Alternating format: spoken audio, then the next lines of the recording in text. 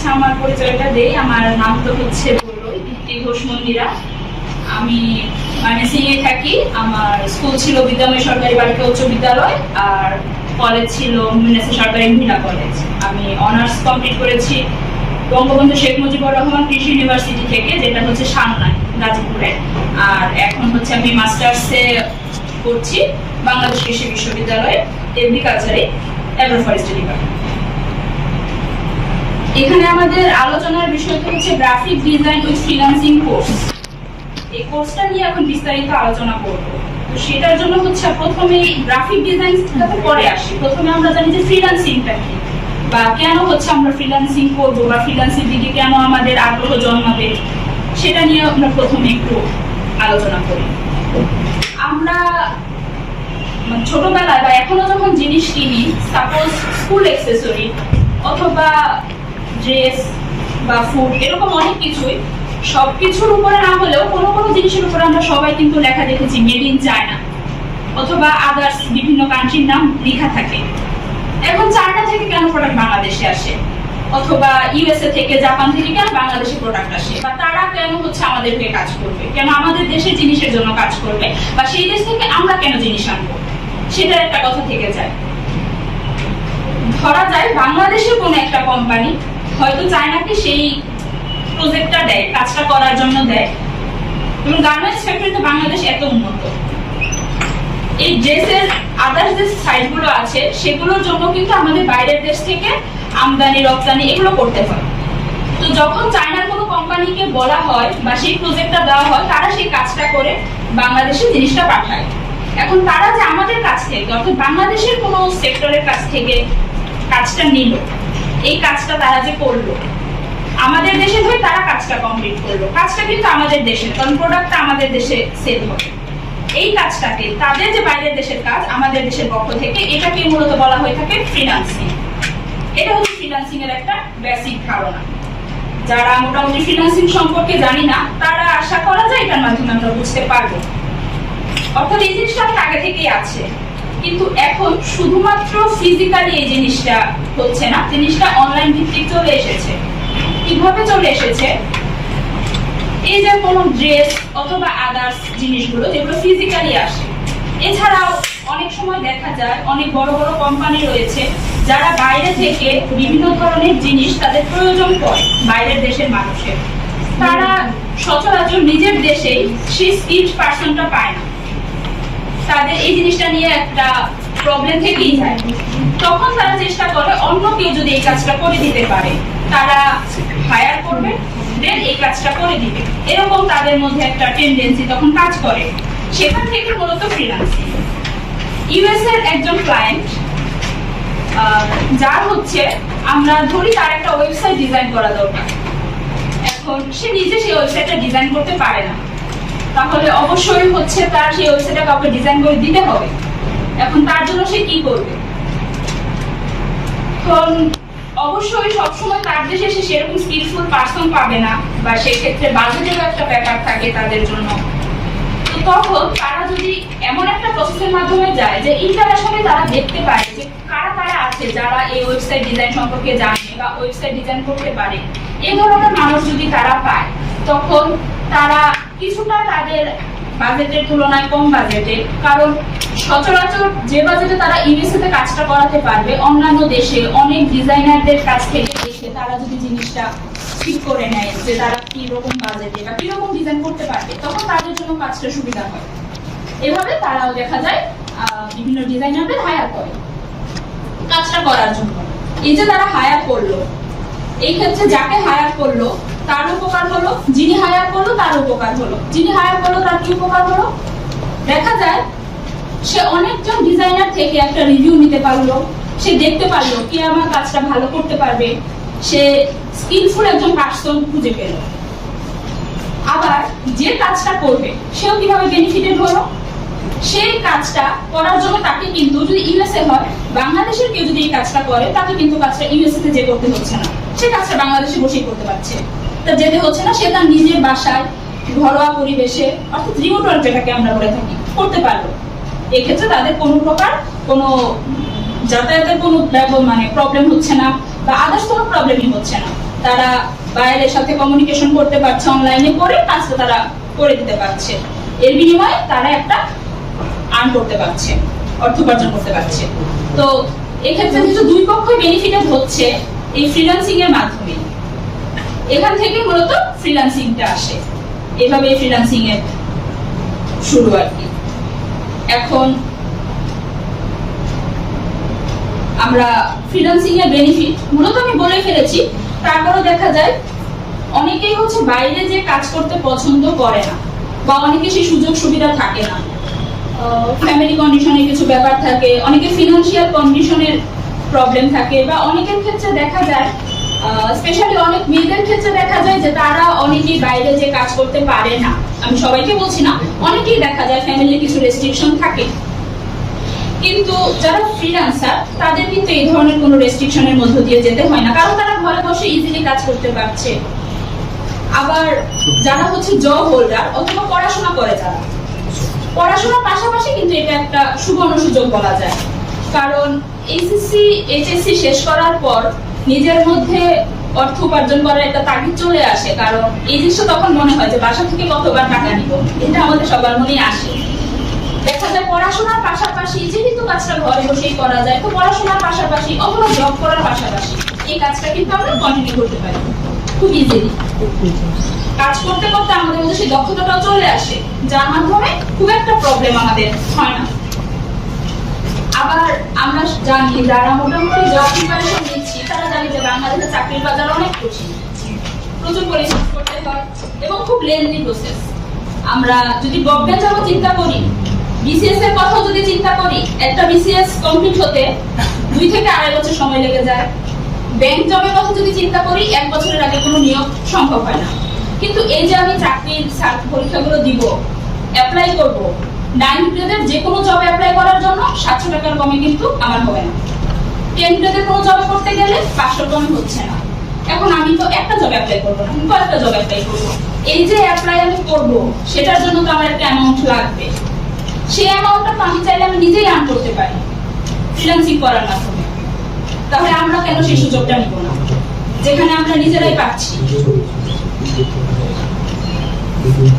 এবং তারপর দেখা যায় বিভিন্ন প্রতিষ্ঠান আছে, বিভিন্ন কোম্পানি আছে বাংলাদেশে, বাইরের দেশেও রয়েছে, যে সকল কোম্পানিতে গ্রাফিক ডিজাইনার হায়ার করে। গ্রাফিক ডিজাইনার কথাটা পরে আসি, কেন আমরা গ্রাফিক ডিজাইনের দিকেই যাব। ডিজাইনার হায়ার করে আমরা বলতে পারি, সেটা ওয়েবসাইট ডিজাইন হতে পারে, মোবাইলের ডেভেলপমেন্ট হতে পারে, কোনো গেম ডেভেলপমেন্ট হতে পারে, হায়ার করে। তখন কিন্তু তাদের আলাদা কোনো বিএসসি ডিগ্রি বা ব্যাচেলর ডিগ্রির প্রয়োজন পড়ে না, তাদের প্রয়োজন পড়ে একটা সার্টিফিকেট যে সে একজন ফ্রিল্যান্সার, সেটার একটা সার্টিফিকেট সেটার প্রয়োজন পড়ে। সেই সার্টিফিকেটের মাধ্যমে কিন্তু কাজটা পাওয়া যায়। এখন সেই সার্টিফিকেটটা অবশ্যই স্কিলফুল হতে হবে, আপনি যে কাজ জানেন সেটা তাদেরকে বোঝাতে হবে। সেটার জন্য অবশ্যই আপনার স্কিল ডেভেলপ, ডেডিকেশন সবটাই প্রয়োজন। এর মাধ্যমে কিন্তু আমরা যেমন দেশের বিভিন্ন কোম্পানিতে কাজ করতে পারছি, আবার বাইরের বিভিন্ন কোম্পানিতেও কিন্তু অনেক সময় এই জিনিসটা তারা চায়, তখন আমরা তাদের সাথে কাজ করতে পারছি রিমোট ওয়ার্ক, বাসায় বসে। এখন এই যে ফ্রিল্যান্সিং এর মাধ্যমে আমরা আর্ন করতে পারছি, এটা তো অনেকগুলো সেক্টর রয়েছে। Web developer, graphic design, digital marketing, data analysis, SEO specialist, social media manager, UI UX designer. আমরা যদি গুগলে দেখি আমরা অসংখ্য স্কিল পাবো যেগুলোর মাধ্যমে ফ্রিল্যান্সিং করা যায়, কিন্তু আমরা এখানে ফোকাস করব গ্রাফিক ডিজাইন। এখন তাহলে প্রশ্ন চলে আসে, আমরা কেন গ্রাফিক ডিজাইন চুজ করব? তার আগে বলি, গ্রাফিক ডিজাইনটা মূলত আমরা চারপাশে যা দেখি সবকিছু নিয়ে কিন্তু গ্রাফিক ডিজাইন, সবকিছুর মধ্যে ডিজাইন আছে। আমরা যে এসেছি, এখানে এসেছি, বাসা থেকে এই পর্যন্ত এসেছি, সামনে বিভিন্ন দোকান করেছে না? তার মধ্যে প্রতিটা দোকান, প্রতিটা শোরুমের একটা করে লোগো আছে। এই লোগোটা ক্রিয়েট করার জন্য তো একজন মানুষ প্রয়োজন হয়, সেটাও কিন্তু এই ফ্রিল্যান্সাররাই করে, যারা গ্রাফিক ডিজাইনার তারা করে। আর গ্রাফিক ডিজাইনটা মূলত যদি আমার মাথার মধ্যে লাইন, কালার, শেপ, টেক্সচার এই 4টা জিনিস নিয়ে আমি খেলাতে পারি, তাহলে কিন্তু ইজিলি জিনিসটা হয়ে যায়। এটা নিয়ে কিন্তু খুব বেশি যে আমাকে পরিশ্রম করতে হচ্ছে, কষ্ট করতে হচ্ছে তা কিন্তু না। এখন এই জন্য এই কোশ্চেনটা আসে যে আমরা গ্রাফিক ডিজাইনটাকে কেন সিলেক্ট করলাম। আমরা এখানে অনেকেই স্টুডেন্ট বা অনেকেই চাকরি প্রত্যাশী, তো তাদের ক্ষেত্রে আলাদাভাবে একটা স্কিল ডেভেলপমেন্ট করার জন্য পড়াশোনা করবো, এই জিনিসটা খুব ডিফিকাল্ট হয়ে যায়, খুবই ডিফিকাল্ট। যেটা আমি একজন স্টুডেন্ট, এটা আমি বলতে পারি, যেটা আমি এখনো পড়াশোনা করছি, এটা খুব ডিফিকাল্ট হয়ে যায়। কিন্তু আমরা যদি এজন্য এখন ওয়েব ডেভেলপমেন্ট শিখতে যাই, সেক্ষেত্রে যারা ইঞ্জিনিয়ারিং এর স্টুডেন্ট না বা ইঞ্জিনিয়ার সাইডে যারা ততটা ডেভেলপ না, তারা কিন্তু কোডিং সম্পর্কে ততটা জানে না। এখন তারা যদি কোডিং সম্পর্কে জানতে যায়, ওয়েব ডেভেলপিং করতে যায় বা ইউআইএক্স ডিজাইন করতে যায় বা মোবাইল ডেভেলপমেন্ট করতে যায়, তাদের কোডিং সহ ইঞ্জিনিয়ারিং এ অনেক সাইড জানতে হবে, যে জিনিসগুলো নিয়ে আলাদা পড়াশোনা করতে হবে, বিভিন্ন বই পড়তে হবে, বিভিন্ন কিছু জানতে হবে। মূলত এটার জন্য আমাকে আদার্স অনেক সাইড পড়াশোনা করে আসতে হবে। আমি বলছি না এগুলো সাইডে কাজ নেই, অবশ্যই কাজ আছে, কিন্তু তার জন্য আমাকে এক্সট্রা কিছু পরিশ্রম দিতে হবে। কিন্তু গ্রাফিক ডিজাইন এমন একটা সাইট, যে সাইটে কাজ করার জন্য আপনাকে কিন্তু আলাদা এই ধরনের কোনো পরিশ্রম দিতে হচ্ছে না, আপনাকে আলাদা কোনো কিছু জানতে হচ্ছে না। শুধুমাত্র নিজের থিঙ্কিং, ক্রিয়েটিভিটি, আইডিয়া জেনারেশন, এই তিনটা জিনিসের মাধ্যমে খুব সহজে আপনার একটা ডিজাইন দাঁড় করে ফেলতে পারবেন। এজন্য গ্রাফিক ডিজাইনটা অন্যান্য যে কোনো ফ্রিল্যান্সিং কাজের চাইতে অনেক সহজ বলা হয়ে থাকে। যারা কাজ করে তারা এই বিষয়টা সম্পর্কে বিশদভাবে বলতে পারবে, যেহেতু তারা কাজ করে অভ্যস্ত। এবং গ্রাফিক ডিজাইনের এত হিউজ মানে হোল বিশ্বে এমন ভাবে জিনিসটা ছড়িয়ে আছে যে এইটার হচ্ছে কোনো সীমা পরিসীমা নেই। আপনি খুব সহজে যে কোনো কাজ করতে পারবেন, সেটা কাজটা কমপ্লিট করতে পারবেন এবং আর্ন করতে পারবেন। অর্থাৎ গ্রাফিক ডিজাইনে যত সহজে আপনি আর্ন করতে পারবেন, অন্য সাইটগুলো তার চেয়ে একটু ডিফিকাল্ট। এত সহজে অন্য সাইটগুলোতে করা যায় না, কারণ কোডিং এর ক্ষেত্রে দেখা যায় একটা কোডিং, যদি ওয়েব ডেভেলপমেন্টের কথা বলি, ওয়েবসাইট ডেভেলপমেন্ট, একটা কোডিং যদি ভুল করি, সেক্ষেত্রে আমার পুরো ওয়েবসাইট আবার নতুন করে ঠিক করতে হয়। কিন্তু গ্রাফিক ডিজাইনের ক্ষেত্রে আমার সেই জিনিসটা আসে না। গ্রাফিক ডিজাইনে ভুল হতেই পারে, কাজ করতে গেলে ভুল হতেই পারে, কিন্তু দেখা যায় যতটা ইজিলি আমি জিনিসটা কভার করে দিতে পারবো, ততটা অন্যগুলোতে হবে না। সেজন্যই মূলত আমাদের গ্রাফিক ডিজাইনার, মানে গ্রাফিক ডিজাইন জিনিসটাকে এই ফ্রিল্যান্সিং এর এরিয়ারে চয়েস করা। এখন গ্রাফিক ডিজাইনকে আমরা চয়েস করলাম, কিন্তু এটা তো একটা ফিউচার লাগবে। এখন আমি চয়েস করলাম, ফ্রিল্যান্সিং করবো, ঠিক করলাম, গ্রাফিক ডিজাইন কেই আমি ক্যারিয়ার হিসেবে নিব চিন্তা করলাম, কিন্তু এটা ফিউচার কি? ফিউচার বলতে যদি বাংলাদেশের প্রেক্ষাপটে আসি, আমি প্রথমেই বললাম যে বিভিন্ন কোম্পানি রয়েছে। প্রথমে আমি কোম্পানি বেসিসেই যাই, তারপর আমি অনলাইন বেসিসে বলছি যে কোম্পানি বেসিস তারা হায়ার করে, তারা জব সার্কুলার দেয়। কিছুদিন আগে আমি নিজে দেখেছি এসিআই কোম্পানিতে গ্রাফিক ডিজাইনারের সার্কুলার দিয়েছে। এই যে বিভিন্ন ধরনের কোম্পানিগুলো সার্কুলার দেয়, এগুলোতে কারা অ্যাপ্লাই করতে পারে? যারা এই কাজটা জানে তারাই। এই ক্ষেত্রে সব তাদের রিকোয়ারমেন্টে কিন্তু বিএসসি ইন গ্রাফিক ডিজাইন থাকে না। তবে এটা ঠিক, আপনাকে একটা সার্টিফিকেট শো করতে হয়, যে সার্টিফিকেটটা আপনি কোর্স করলে পাবেন। এরকম একটা সার্টিফিকেট আপনাকে শো করতে হবে, কারণ আপনি যে কাজটা জানেন তা প্রমাণ। এবং আপনাকে একটা পোর্টফোলিও শো করতে হয়। পোর্টফোলিও বলতে বোঝায় যেটার মধ্যে আমরা আমাদের বিভিন্ন ধরনের কাজ শো করব। অর্থাৎ একটা সাইট থাকবে, যে সাইটে আমরা যা যা কাজ করব সেগুলো কিছু স্যাম্পল রেখে দিব, যেটা যে কেউ আমার কাছে কাজ যখন দেখতে যাবে যে আমি কি কাজ করেছি, সেটা আমরা লিঙ্কটা দিয়ে দিব, তারা দেখতে পাবে, তারা আমার স্কিলটা সম্পর্কে জানতে পারবে। একটা জবের সার্কুলারে তো অনেক মানুষ সিভি জমা দেয়, সবাই কি চাকরি পায়? পায় না। তো কারা চাকরি পায়? যাদের স্কিল থাকে। সে স্কিলটা কিসের মাধ্যমে দেখবে? এই পোর্টফোলিও, আমার সার্টিফিকেট, এগুলোর মাধ্যমে তারা আমাকে জাজ করতে পারবে। এক্ষেত্রে একটা কাজের সুযোগ আমার সৃষ্টি হয়ে যায়। এখন অনেকে আমরা বাইরে যেতে চাচ্ছি না, বাসায় কাজ করতে চাচ্ছি। বাইরের দেশেও অনেক কোম্পানি আছে যারা হচ্ছে গ্রাফিক ডিজাইনার হায়ার করে। বিভিন্ন মার্কেটপ্লেসের ব্যাপারটা আমি পরে আরো বিস্তারিত বলবো, কিন্তু এই যে বিভিন্ন ধরনের মার্কেটপ্লেস আছে যেগুলোতে আমার কাজ থাকে, আমি সেখানে অ্যাপ্লাই করতে পারি এবং কাজ পেতে পারি। এখানে কাজ বিভিন্ন ধরনের যে বায়ার রয়েছে, ক্লায়েন্ট রয়েছে, তারা বিভিন্ন ধরনের কাজ যে পোস্ট করে যে আমার এই কাজটা লাগবে, তখন আমরা সেই কাজটা করে দেই। এবং একইভাবে তারা এটাও অনেক সময় পোস্ট করে, জব পোস্ট, যে তাদের কোম্পানির জন্য একজন ডিজাইনার লাগবে, তাদের কোম্পানির জন্য একজন এরকম কেউ লাগবে, তখন আমরা সেই জবটাতে অ্যাপ্লাই করতে পারবো যদি আমরা গ্রাফিক ডিজাইন জানি। আবার দেখা যায় বর্তমানে সবকিছু অনলাইন ভিত্তিক, বিভিন্ন ধরনের অনলাইন শপ বা educational system, real estate company, সবকিছু।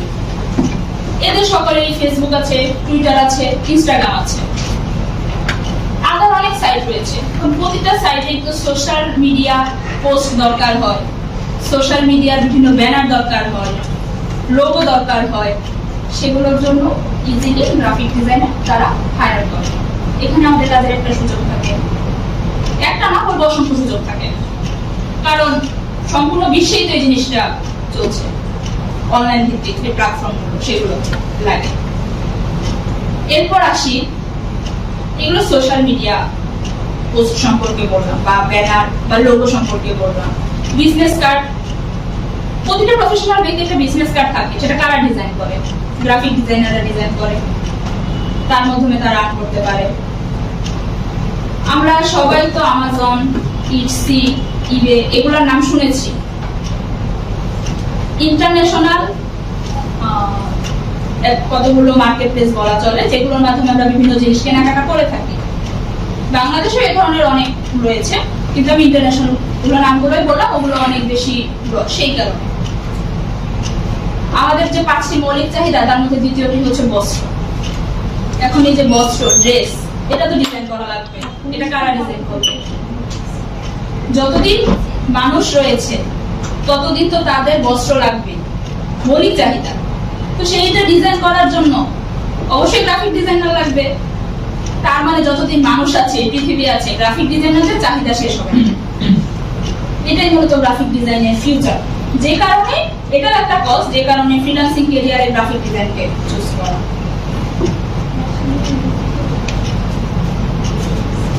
এখন গ্রাফিক ডিজাইনের তো অনেক হিউজ একটা সেক্টর রয়েছে, যেখানে অনেকগুলো কাজ আমরা শিখতে পারি, কিন্তু সব কাজ তো শিখতে গেলে আমরা কোনোটাতে স্কিলফুল হতে পারবো না। সেজন্য আমাদের স্পেসিফিক কিছু জিনিসকে টার্গেট করতে হবে, যে জিনিসগুলোর চাহিদা বর্তমানে অনেক বেশি। তার মধ্যে কিছু কিছু, যেমন হচ্ছে স্টেশনারি ডিজাইন। স্টেশনারি ডিজাইনটা কি? স্টেশনারি ডিজাইনটা হচ্ছে business card design, letter head design, email signature design, এই ধরনের ডিজাইন। বিজনেস কার্ড ডিজাইন আমরা সবাই জানি। কোন একটা কোম্পানিতে লেটার হেড ডিজাইনটা অনেক বেশি চলে, অর্থাৎ কোনো চিঠি আকারে যেটাকে আমরা দিয়ে থাকি। ইমেল সিগনেচার ডিজাইন, অর্থাৎ আমরা কোন যখন দেখবো যে কোনো প্রফেশনাল ব্যক্তি যখন আমাদের মেইল করে, তাদের মেইলে তাদের সম্পূর্ণ পরিচয় লেখা থাকে। এই জিনিসটা করার জন্য কিন্তু বাইরে দেশের অনেক মানুষ অনেক ফ্রিল্যান্সারদের হায়ার করে, যে তার ইমেল সিগনেচারটা ডিজাইন করে দিতে হবে। সেটাও গ্রাফিক ডিজাইনাররা করে থাকে। টি শার্ট ডিজাইন, টি শার্ট ডিজাইনের প্রয়োজনীয়তা আমি আগেই বললাম। টি শার্ট ডিজাইনের প্রয়োজনীয়তা মানে বলতে গেলে বর্ণনাতীত গ্রাফিক ডিজাইনারদের ক্ষেত্রে। সোশ্যাল মিডিয়া ব্যানার, যেটা আমি আগেই ব্যাখ্যা করলাম। Flyer and brochure.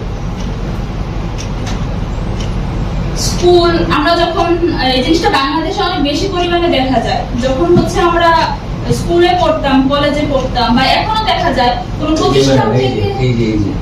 প্রতিষ্ঠান থেকে যে আমাদেরও আছে, বের হলে যে একটা ফ্লায়ার দিয়ে দেয়, এই জিনিসটাকে ফ্লায়ার বলে। কেন দিয়ে দেয়? জিনিসটা একটা পরিচিতির জন্য দেয়, যাতে মানুষ জানতে পারে তার জন্য দেয়। এই ডিজাইনগুলো গ্রাফিক ডিজাইনাররাই করে। আমরা সবাই তো মেডিসিনের সাথে পরিচিত। মেডিসিনের প্যাকেটে একটা কিন্তু ছোট বইয়ের মতো থাকে ম্যাক্সিমাম, এটাকে ব্রোশিওর বলা যেতে পারে, একটা ছোট বইয়ের মতো। এটা কি শুধু সাদা লেখা দিলেই হয়ে যায়, সাদা করে ব্ল্যাক টেক্সট? তা কিন্তু হয় না। কিছু অ্যালাইনের ব্যাপার থাকে, ফন্ট সাইজের ব্যাপার থাকে, এগুলো কিন্তু একটা গ্রাফিক ডিজাইনার ছাড়া বুঝবে না, যে কারণে গ্রাফিক ডিজাইনারদের প্রয়োজন পড়ে। এটার মাধ্যমেও তারা এই কাজটা করেও আর্ন করতে পারছে। তারপর আসি ইমেজ এডিটিং। ফটোগ্রাফি আমাদের অনেকের শখ, শুধু ফটো তুললেই তো হবে না, সেটার ব্রাইটনেস, কন্ট্রাস্ট, এনহ্যান্সমেন্ট সবকিছুর একটা ব্যাপার থেকে যায়। সেই জিনিসটা নিয়ে আমাদের কাজ করতে হয় ফটোশপে। এই ইমেজ এডিটিং এর ব্যাপারটা সেজন্য চলে আসে গ্রাফিক ডিজাইনে। সবশেষে এখানে দেওয়া আছে নিশ রিসার্চ। নিশ রিসার্চটা এই যে আমরা এত কাজ করব, এত ধরনের কাজ করব, কিন্তু কখন কোন কাজ করব সেটা কিভাবে করব, সেই জিনিসটাকে বলা হয় নিশ রিসার্চ। যেমন আমি একটা উদাহরণ দিই, টি শার্টের ক্ষেত্রে উদাহরণ দিই। সাপোজ আমি একজন টি শার্ট ডিজাইনার, কিন্তু এখন আমি কোন টি শার্ট ডিজাইনটাকে টার্গেট করব, আমাকে একটু এটা নিয়ে রিসার্চ করতে হবে। কিরকম? যেহেতু আমি বাইরের দেশটাকে বেশি টার্গেট যদি করি, সেক্ষেত্রে আমরা সবাই জানি 25শে ডিসেম্বর ক্রিসমাস বাইরের দেশের অনেক বড় একটা ইভেন্ট। আমি ক্রিসমাস পর্যন্ত না গেলাম, তার আগেই আসি হ্যালোইন, অক্টোবরের 31 তারিখ সম্ভবত এরকম, বা আগস্টের 31 তারিখ এরকম হ্যালোইন। এই যে হ্যালোইন এত বড় একটা ইভেন্ট, আপনারা গুগলে সার্চ করে দেখতে পারবেন যে বাইরের দেশে হ্যালোইন কিভাবে পালন করা হয়। তার জন্য তারা প্রচুর পরিমাণে টি শার্ট কিনে। এখন আমি অবশ্যই সেই নিশটাকে এখন আমি টার্গেট করবো, নিশ অর্থাৎ থিম, সেই থিমটাকে টার্গেট করব, যে থিম নিয়ে এখন কাজ করলে আমার এখন সেল হবে, জিনিসটা মানুষ কিনবে সেই জিনিসটা। এই যে হ্যালোইন সম্পর্কে অনেক মানুষ অনেক পার্টি দেয়, এই পার্টিগুলোর জন্য তাদের একটা কার্ড বানানো লাগে, ইনভিটেশন কার্ড। সেই কার্ডটাও কিন্তু ডিজাইনারদের কাজ, তারা ডিজাইন করে কার্ডটা বানায়। অর্থাৎ এই যে হ্যালোইন জিনিসটাকে আমি সিলেক্ট করলাম বিভিন্ন জিনিস চিন্তা করে, যাতে আমার সেল হয়, ডিজাইনটা মানুষ দেখে কিনে, এই জিনিসটাই হচ্ছে নিশ রিসার্চ। যদি এই জিনিসটা আমরা করতে পারি সঠিকভাবে, তাহলে বাকি যে কাজগুলো, এই কাজগুলো ধরতে পারা কোনো ব্যাপারই না, ইজিলি হয়ে যাবে। জাস্ট আমাকে চুজ করতে হবে আমি কোন কাজটা এখন করব, কোন কাজটার এখন ডিমান্ড আছে। এই কাজটা করলে আমি এখান থেকে একটা বড় প্রফিট পাবো, কারণ আমার আলটিমেট আমাদের সবার উদ্দেশ্য কি? প্রফিট। কাজ করে গেলাম, প্রফিট হলো না, লাভ তো নাই, প্রফিট করতে হবে। তো এটা করলাম, আলটিমেটলি প্রফিট হবে। এইভাবে যদি চিন্তা করে আমরা কাজ করি, রিসার্চ করে, তাহলে দেখা যায় কাজ করাটা কোনো আমাদের প্রবলেম হবে না। এখন আমরা যে কাজ করব, কোন কোন সফটওয়্যারের মাধ্যমে কাজ করব, আমরা এখানে জোর দিব দুটো সফটওয়্যারের উপরে, Adobe Photoshop, Adobe Illustrator. Adobe ফটোশপের কাজ আমরা করব বিভিন্ন ধরনের ইমেজ এডিটিং এর কাজে, ব্যাকগ্রাউন্ড রিমুভের কাজে, বিভিন্ন ধরনের এডিটিং। আর অ্যাডোবি ইলাস্ট্রেটরের কাজ করব আমরা আদার্স যে সাইটগুলো বললাম ডিজাইনের ক্ষেত্রে, যেমন stationery design, T shirt design, এই ধরনের যে ডিজাইনগুলো, এইগুলোর ক্ষেত্রে আমরা অ্যাডোবি ইলাস্ট্রেটর ইউজ করব। এখন এই যে কাজ করব, আমাদের কাজের সেক্টরগুলো কোথায় কোথায় হবে, অর্থাৎ আমরা আর্নিং কিভাবে করতে পারবো। আর্নিং করার জন্য আমাদের বিভিন্ন ধরনের সাইট রয়েছে, সেই সাইটগুলোতে আমরা কাজ করতে পারবো, বিভিন্ন ক্লায়েন্টের সাথে আমরা কাজ করতে পারবো। এমন অনেক সাইট রয়েছে যেগুলোর মাধ্যমে আমরা লাইফ টাইম আর্নিং করতে পারবো। এই বিষয়ের মধ্যে আমরা সামনে বিস্তারিত করবো। এবং সবচেয়ে বড় কথা যেটা, আমরা একটা কমপ্লিট পোর্টফোলিও বিল্ড আপ করতে পারবো। পোর্টফোলিওটা যে কি হবে আমি কিন্তু আগেই বললাম, যে কোনো জায়গায় আমাদেরকে হায়ার করতে চাইলে কিন্তু এই পোর্টফোলিওটা চাইবে, যে আমি কাজ করলাম, যেটা প্রমাণ কি, পোর্টফোলিওতে সেই প্রমাণটা তারা পেয়ে যাবে যে আমি বিভিন্ন কাজ করেছি, তাতে আমার একটা পোর্টফোলিও বিল্ড আপ হয়েছে। খুব ইজিলি আমি জিনিসটাকে হ্যান্ডেল করতে পারবো। ওভারঅল আমার যে কাজ, আমার যে পরিচয়, এই সকল কিছুই আমরা দেখতে পাবো একটা পোর্টফোলিওর মাধ্যমে।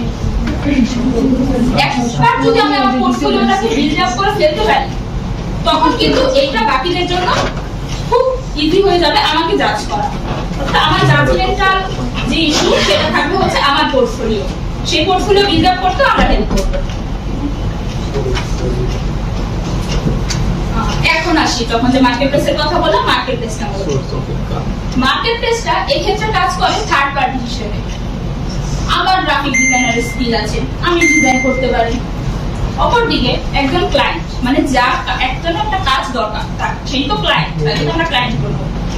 তার একটা ক্লায়েন্ট, একজন মানুষ দরকার যে হচ্ছে সোশ্যাল মিডিয়া ব্যানার ডিজাইন করতে পারে, তার ফেসবুকের একটা ব্যানার দরকার। এখন সে কিভাবে মানুষ পাবে, যে জানবে যে কারা সোশ্যাল মিডিয়া ব্যানার ডিজাইন করে। আবার আমি যেহেতু ডিজাইন করি, আমি কিভাবে জানবো যে ওনার এই কাজটা প্রয়োজন হবে। এই যে আমাদের দুজনের জানা, সেটার মাধ্যমে হচ্ছে মার্কেট প্লেস। অর্থাৎ মার্কেট প্লেস এক্ষেত্রে থার্ড পার্টি হিসেবে কাজ করবে। যাদের কাজ দরকার তারা জব পোস্ট করবে, আমরা সেটা দেখবো, দেখে আমরা সেখানে অ্যাপ্লাই করব। অ্যাপ্লাই করার পর তাদের যদি আমাদের কাজ ভালো লাগে, আমাদের কাজের স্যাম্পল ভালো লাগে, তারা আমাদের সাথে কথা বলবে, আমাদেরকে হায়ার করবে। এটার জন্য মার্কেট প্লেস।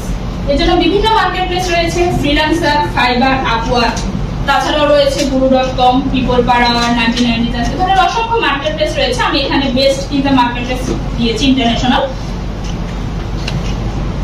এগুলোর মাধ্যমে কাজ হয়ে থাকে। ক্লায়েন্টরা এখানে জব পোস্ট করে, আমরা দেখতে পাই, অ্যাপ্লাই করি, তাদের কাজ করি, বিনিময়ে আমি অর্থ পাই। তাদের সাথে এভাবেই হচ্ছে আমাদের কমিউনিকেশন চলে। এবং কোনোভাবে যখন একজন ক্লায়েন্ট আমাকে একটা কাজ দিবে, সে আমার কাজটা দেখলো, তার ফেসবুকে সোশ্যাল মিডিয়া ব্যানার দরকার, সে দেখলো, তার কাজটা ভালো লাগলো, ভালো লাগার পরে তার আমি তাকে কাজ ডেলিভারি করলাম, ভালো লাগলো, সে আমাকে তার বিনিময়ে অর্থ দিল, আমি তার কাছ থেকে আর্ন করতে পারলাম। এখন তাকে যদি আমি স্যাটিসফাইড করতে পারি আমার কাজে, পরবর্তীতে তার টুইটার এবং ইনস্টাগ্রামের জন্য দুটো ব্যানার দরকার, তাহলে সে কখনোই অন্য কোনো ফ্রিল্যান্সারের কাছে যাবে না। যেহেতু আমার সাথে তার আগে থেকে একটা কন্ট্রাক্ট আছে, কাজের কন্ট্রাক্ট আছে, তার সাথে আমি কাজ করেছি, আমার কাজ সে দেখেছে, তাহলে কেন সে অযথা আরেকজন ফ্রিল্যান্সারের কাছে যাবে নতুন করে সবকিছু সেটআপ নিয়ে কথা বলতে? প্রয়োজন নেই। সে তখন আমার কাছেই আসবে যে তার আবার এরকম দুটো ব্যানার দরকার, আমি করতে পারবো কিনা। আমি যদি না পারি, সেক্ষেত্রে সে অবভিয়াসলি অন্য কারো কাছে যাবে, কিন্তু প্রথমে সে অবশ্যই আমাকে জিজ্ঞেস করবে। তার জন্য তার সাথে আমার সেই স্যাটিসফ্যাকশনের সম্পর্কটা গড়ে তুলতে হবে। গড়ে তুলতে পারলে সে আমাকে জিজ্ঞেস করবে, তাকে আমি বলবো যে হ্যাঁ আমি পারি, দেন সে আমাকে কাজটা দিলে আমি করে দিব। এরকম দেখা যায় বছরের পর বছর একজন ক্লায়েন্টের সাথে কাজ করা যায়, বছরের পর বছর একজন ক্লায়েন্ট দিয়ে দেখা যায় আপনার তখন অন্য কোনো ক্লায়েন্টের প্রয়োজনই পড়বে না। মানে একজনই আপনাকে এত কাজ দিবে যে হচ্ছে অন্য কোনো ক্লায়েন্ট আপনাকে কাজ দিল কিনা না দিল সে নিয়ে আপনাকে ভাবতে হবে না। এগুলো হচ্ছে মার্কেট প্লেসের কথা বলা, ইন্টারন্যাশনাল মার্কেট প্লেস। এখন আমি আসবো আরো কিছু সাইটের কথা। Microstock site. মাইক্রোস্টক সাইটটা কি? এতক্ষণ আমরা মার্কেট প্লেস নিয়ে কথা বললাম, যেখানে বায়াররা জব পোস্ট করবে, আমরা সেখানে অ্যাপ্লাই করব, কাজ করব। কিন্তু মাইক্রোস্টক সাইটটা এখানে কোনো বায়ার আমাদেরকে কাজ দিবে না, আমরা নিজেরা। আমি এটাকে নিশ সম্পর্কে বললাম, নিশ রিসার্চ নিয়ে নিজেরা আমরা রিসার্চ করব এখন কোন ধরনের ডিজাইন চলছে, করে আমরা নিজেরা এখানে মানে এই সাইটগুলোতে, যেমন ফ্রিপিক, শাটারস্টক, অ্যাডোবি স্টক বা ক্রিয়েটিভ ফেব্রিকা, পেনজিটি, আরো অনেক সাইট আছে। এই সাইটগুলোতে আমরা আমাদের সময় মতো, আমাদের পছন্দ মতো ডিজাইন আপলোড করব। মার্কেট প্লেসে কি হয়, একজন ক্লায়েন্টের সাথে আমি কাজ করলাম, সে একটা ডিজাইন পছন্দ করলো, সাপোজ একটা টি-শার্ট সে পছন্দ করলো, সে আমার কাছ থেকে এটা নিল। পরবর্তীতে এই টি-শার্টটা আমি অন্য কোনো ক্লায়েন্টের কাছে দিতে পারবো না, সেল করতে পারবো না, কারণ এটা তখন তার জিনিস, তখন আমার কোনো এখতিয়ার নাই জিনিসটা আমি আবার পুনরায় আরো কোনো ক্লায়েন্টের কাছে দিব বা সেল করবো। কিন্তু এই সাইটগুলোর ক্ষেত্রে কি হবে, এই সাইটে কিন্তু কোনো ক্লায়েন্টের কোনো বাধ্যবাধকতা নেই। আমি আমার সময় মতো, আমার পছন্দ মতো কাজ করে এইগুলো সাইটে আপলোড করব। এই সাইটের কাজগুলো যে অনেক সময় কোনো ডিজাইনারও নিতে পারে, তাদের কোনো একটা ডিজাইন দরকার, কোনো ডিজাইনারের। এগুলোতে শুধু ডিজাইন থাকে তা না, অনেক ধরনের ছোট ছোট এলিমেন্টও থাকে। যেমন অনেক সময় টি-শার্ট ডিজাইন করার জন্য আমাদের অনেক ধরনের রিবনের প্রয়োজন হয়, রিবন বা কোনো সার্কেল শেপের প্রয়োজন হয়। এই শেপগুলো তার দরকার, তার হচ্ছে সে ক্রিয়েট করতে পারছে না বা কোনো প্রবলেমের কারণে তার পছন্দ মতো শেপটা হচ্ছে না, সে এই সাইটগুলো, আমরা যদি এই সাইটগুলোতে আপলোড করে থাকি, তখন তারা এখান থেকে খুঁজে বের করতে পারবে, খুঁজে বের করে তারা সেই ডিজাইনটা নিয়ে কাজ করতে পারবে। আবার অনেক ক্লায়েন্টের অনেক সময় ডিজাইনের দরকার হয়, তারাও এখান থেকে ডিজাইন খুঁজবে, খুঁজে বের করে ডাউনলোড করে নিয়ে ডিজাইন করবে। এই যে ক্লায়েন্ট বা ডিজাইনার যারাই ডাউনলোড করছে না কেন, এই আর্নিংটা কিন্তু আমার অ্যাড হচ্ছে। আমি এখানে একটা ডিজাইন যদি একবার আপলোড করি, সেটা রানিং আমি আমার লাইফ টাইম পাবো, এটা রানিং কখনো বন্ধ হবে না। এটা যে একটা ডিজাইন আমি অসংখ্য মানুষের কাছে সেল করতে পারছি, কোনো কারণে এটা রানিং বন্ধ হওয়ার কোনো চান্স নেই। একদিনে যদি 100 মানুষ জিনিসটা ডাউনলোড করে, আমি 100 জনের থেকে সে আর্নিংটা পাবো, অর্থাৎ এটাকে বলা হয় লাইফ টাইম আর্নিং। এই ক্ষেত্রে কোনো বাধ্যবাধকতা থাকবে না। আমি কোনো কারণে 1 মাস কাজ করতে পারছি না এই সাইটগুলোতে, বা 2 মাস কাজ করতে পারছি না, কোনো সমস্যা নেই, তাতে কিন্তু আমার আর্নিং থেমে থাকবে না, আমার কিন্তু আর্নিং হতেই থাকবে। আমার যে টাকাটা ঢোকা সেটা কিন্তু ঢুকবে, ওই যে আমার আগে ডিজাইন দেওয়া সেগুলো থেকে তো একটা হচ্ছে আসছে, সেটা ঢুকে যাবে মাসের শেষে, তার জন্য আমাকে চিন্তা করতে হবে না। এগুলো হচ্ছে এই সাইটে কাজ করার সুবিধা, এবং এই জিনিসটা শুধুমাত্র গ্রাফিক ডিজাইনের ক্ষেত্রেই আছে এই সুবিধাটা, যেটা অন্যান্য সাইটে খুব একটা নেই। এই গেল মাইক্রোস্টক সাইট। এই সাইটগুলো নিয়ে কথা বলতে গেলে আমার কমার্শিয়াল ফ্রি, অর্থাৎ এই সবগুলো ডিজাইন কমার্শিয়াল ফ্রি থাকে, অর্থাৎ এইগুলো যে কোনো বায়ার নিতে পারে, ক্লায়েন্ট কিনতে পারে, ডিজাইনার নিতে পারে, তার জন্য আমি আর্নিং পাবো, কিন্তু তাদের কোনো প্রবলেম হবে না। তারাও নিজেরা সেখানে টাকা জমা দিয়েই নিবে, কিন্তু তার জন্য আমার কোনো হ্যাম্পার হবে না। তারাও তাদের মতো টাকা দিয়ে ডিজাইনটা কিনবে, নিবে, ব্যবহার করবে, তাদের সেটা ব্যবহার করার সম্পূর্ণ অধিকার রয়েছে, তার জন্য আমি কোনোভাবে লায়াবল থাকবো না। এগুলো হলো মাইক্রোস্টক সাইটগুলো নিয়ে কথা বলা। মাইক্রোস্টক সাইট সম্পর্কে বুঝতে পেরেছেন? আচ্ছা, তারপর কোশ্চেন থাকলে আপনারা অবশ্যই করবেন। এখন হচ্ছে অনেক তো কাজ সম্পর্কে কথা বললাম, কাজ কি বললাম, কিভাবে আর্নিং করবো বললাম। এখন কিছু উদাহরণ দেখি যে মূলত কাজগুলো কি। এখানে একটা বিজনেস কার্ডের ছবি দেওয়া আছে এবং হচ্ছে একটা সোশ্যাল মিডিয়া ব্যানারের ছবি দেওয়া আছে, স্কুল অ্যাডমিশনের ব্যানার। আর এটা হচ্ছে একটা রিয়েল এস্টেট কোম্পানির একটা বিজনেস কার্ড, একজন ব্যক্তি ওনা, আর এটা হচ্ছে সোশ্যাল মিডিয়া ব্যানার। এখানে দুটো টি শার্ট দেওয়া আছে। এই টি শার্ট দুটো বর্তমানে মার্স বা অ্যামাজনের সেলেবল টি শার্ট ডিজাইন। এইখানে যে দুটো ডিজাইন আছে সেটাকে আমরা টি শার্ট হিসেবে ব্যবহার করতে পারি, অথবা অনেক সময় আমরা পোস্টার দেখি দেয়ালে টানানো হয়, বাধাই করে অনেকে টানায়, সেই কাজও ব্যবহার করা যায়, বার্থডে রিলেটেড।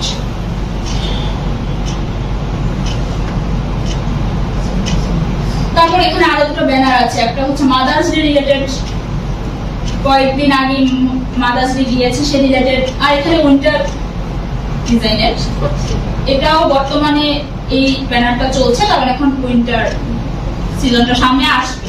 যখন যে সিজনটা চলবে তার 2 থেকে 2.5 মাস আগে আমাদের সেই কাজটা শুরু করতে হয়, যাতে সেই ডিজাইনটা সেল হয়। এখন উইন্টার চলে আসলে মানুষ তো আর উইন্টারের টি শার্ট পরবে না, তার আগেই তো তাদের কিনতে হবে। এখানে একটা স্টেশনারি ডিজাইন দেওয়া আছে, যার মধ্যে লোগো আছে, বিজনেস কার্ড আছে, লেটার হেড ডিজাইন আছে, এনভেলপ আছে। এখন আমি যে এতক্ষণ কথা বললাম, এখন আমি নিজেও তো কাজ করি, এখন আমি যদি আমার কাজ না দেখাই তাহলে তো আপনারা বিশ্বাস করবেন না যে আমি আসলে এই কাজ করি। ব্যক্তিগত কারণে সব ফ্রিল্যান্সারদেরই হচ্ছে নামটা হাইড রাখতে হয় মার্কেট প্লেসে। এটা আপনারা যখন যদি কেউ কাজ করেন ভবিষ্যতে আপনারা নিজেরাও করবেন সেফটির কারণে, সেজন্য এখানে নামটা হাইড করা আছে। আমি সবগুলো মার্কেট প্লেসেই কাজ করি, freelancer.com, fiverr.com, upwork.com এ। upwork.com এ অনেক বছর ধরে কাজ করছি, তো upworkটাতে আমি দেখা যায় ম্যাক্সিমাম সময় এখন বেশি কাজ করা হয়। তার মধ্যে আমার টোটাল 204টা জব কমপ্লিট হয়েছে। আর এক্ষেত্রে কাজের ক্ষেত্রে দুটো ভাগ রয়েছে, ফিক্সড রেট, আওয়ারলি রেট। অনেক ক্লায়েন্ট থাকে তারা ফিক্সড রেটে আমাকে কাজ দেয়, হায়ার করে। আবার অনেক রয়েছে যারা আওয়ারলি বেসিসে করে, যেরকম আমি 1 ঘন্টা কাজ করব, তার কাছ থেকে আমি $1 চার্জ করব। আমি কি কাজ করছি তাহলে তো দেখতে পাবে, স্ক্রিনশট যাবে, কিন্তু এটা হচ্ছে প্রসেস, তারা দেখতে পাবে। এক্ষেত্রে আমি $2331 ঘন্টা কাজ কমপ্লিট করেছি, আর 204টা জব কমপ্লিট করেছি। এখানে টপ রেটেড প্লাস হচ্ছে আমার ব্যাচ, 98% জব সাকসেস। কিছুক্ষণ আগে আমি মাইক্রোস্টক সাইটের কথা বলেছি। মাইক্রোস্টক সাইট freepik.com, এখানে আর্নিংটা শো করা আছে, যেখান থেকে যে আসলে আর্নিং হয়। এই যে বিভিন্ন ডিজাইন দেওয়া আছে freepik.com এ, এগুলো আমার করা ডিজাইন। এবং এইখানে নিচে দেখা যাচ্ছে যে কতগুলো ডিজাইন দেওয়া আছে অলরেডি। এটা আমার দ্বিতীয় প্রোফাইল, 1794টা ডিজাইন হচ্ছে দেওয়া আছে, এখানে দেওয়া আছে। অর্থাৎ এই সাইটগুলোতে কাজ করতে পারলে তখন আপনার চিন্তা করতে হবে না যে আমার কোন কারণে আপনি অসুস্থ, 2 মাস আপনি কোনো ক্লায়েন্টের কাজ করতে পারছেন না, কোনোভাবেই করতে পারছেন না, অথবা কোনো ফ্যামিলি প্রবলেম আছে, কোনো ফ্যামিলি প্রোগ্রাম আছে, করতে পারছেন না। সেক্ষেত্রে আপনি কি করবেন? আপনার তো আর্নিং নেই, কিন্তু আর্নিং নেই তখন চিন্তা করতে হবে না, কারণ এই সাইটগুলোতে তো আপনার আর্নিং আছে। মাস শেষে আপনার আর্নিং চলে আসবে, মাসের শেষে আপনার ইনকাম জেনারেট হবে। আমরা ফ্রিপিক দেখলাম, এখানে আমরা মাইক্রোস্টকের আরেকটা সাইট দেখলাম অ্যাডোবি স্টক। এখানে দেওয়া আছে কবে কবে আমার ডিজাইন ডাউনলোড হচ্ছে না, দেওয়া আছে কত আর্নিং হচ্ছে প্রতিদিন, কত ডাউনলোড হচ্ছে, এখানে শো করা আছে। নিচে যে ডিজাইনগুলো দেখা যাচ্ছে এগুলোর মাধ্যমে উপরে আর্নিংটা জেনারেট হয়, অর্থাৎ এই ডিজাইনগুলো যতবার ডাউনলোড হবে আমি আর্নিং পাবো। এটা হচ্ছে অ্যাডোবি স্টক। অ্যাডোবি স্টক বর্তমানে সবচেয়ে ইজি প্রসেস ডিজাইন আপলোড করার জন্য, মানে অনেক সহজে ডিজাইন আপলোড করা যায় এবং বর্তমানে এখান থেকে যে রেটটা পাওয়া যায় এটা অন্যান্য মার্কেট প্লেস মাইক্রোসফট থেকে অনেক বেশি তুলনামূলকভাবে বর্তমানে।